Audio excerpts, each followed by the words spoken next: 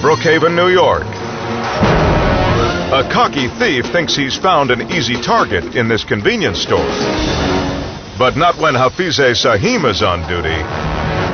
The thug pulls a pistol and demands cash, but the 4'9" Hafize doesn't flinch. When he pointed the gun, he pulled the things and give me the money, he said.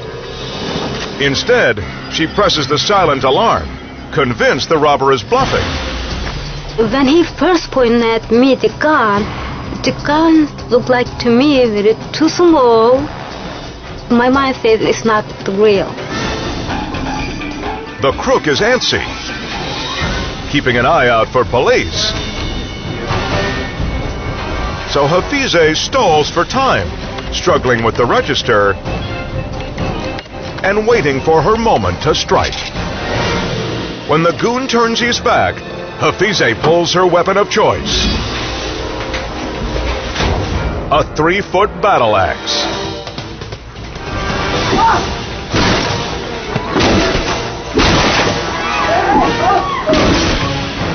The feisty clerk hacks at the intruder with a weapon over half her size. In my country, I was cutting woods with the axe. This is the first time I used it for somebody else, not on the wood, you know. The baffled hoodlum balks and flees the store.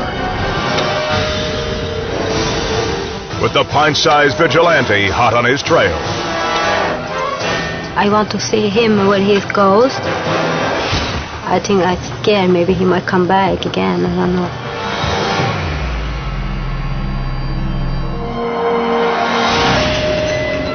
In the face of sudden terror, this shopkeeper stood tall and sent a crook packing.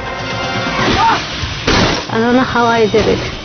I scared, yes, but I did it.